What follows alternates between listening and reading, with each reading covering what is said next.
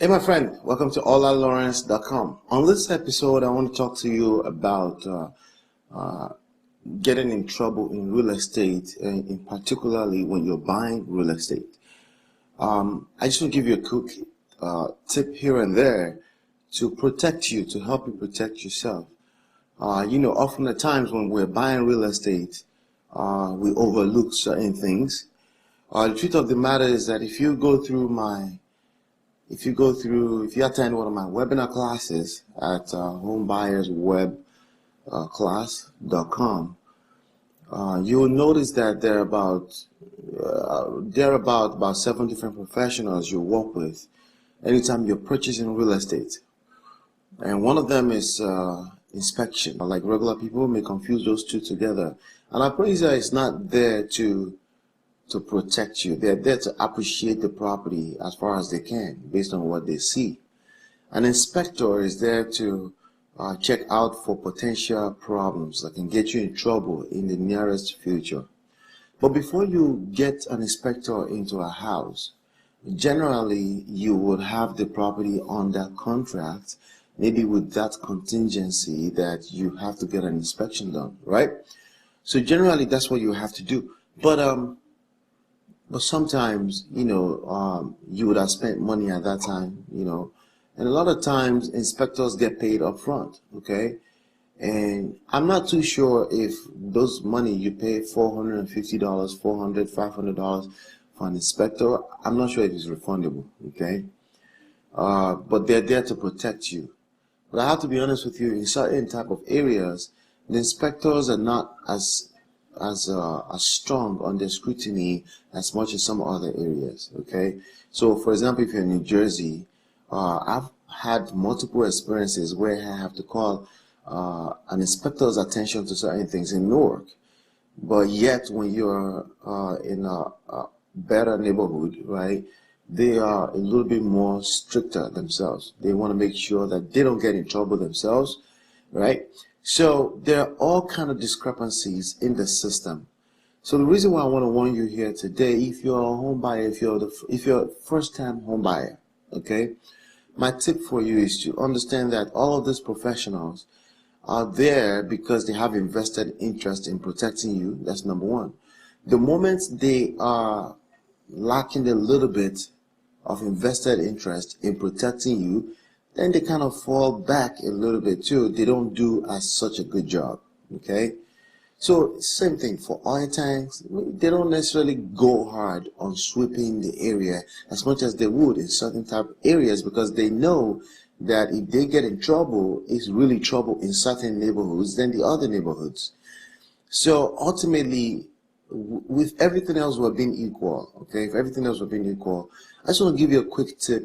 If you're a first-time home buyer, you're buying for the first time, you've never really done extensive amount of rehabilitation work on a house, try to stick with cosmetic works. What does cosmetic works mean? It means painting, flooring, okay, tiles in the bathroom, replacement of installment, replacement of fixtures, something that simple, because even cosmetic work sometimes can allow you to get a property at a significant discount, even over $100,000. But once you start seeing a hole in a wall through the roof, you start seeing beams under the roof that are wet, if you start seeing any type of structural issue, if you're first time and you're just getting started, you're better off staying away from it. You need to stay away from it, okay? If it's just cosmetic work, you can see that the house has value based on the comparables in the area. However, if it's big work like that, you just don't know how far it's going to go, okay? As a general rule of thumb, if there are big holes in the wall and woods are wet and you see like literally like wet walls and things like that, general rule of thumb is that your cost of repair is going to be above $30,000-$35,000 at the minimum, okay? But if you have cosmetic work can go as much as up to $20,000-$25,000 too. It just depends on your taste. But that's the key thing. It's just a taste, okay? It's just based on your taste.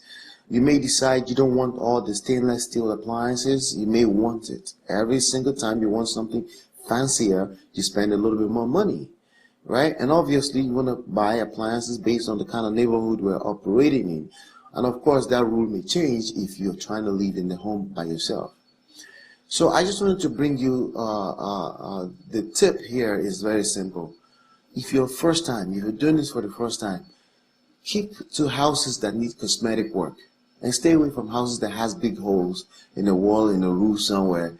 And because let me tell you something, I'm talking from experience, if somebody gives you an estimate of $13,000, that $13,000 can go to $20,000 easily.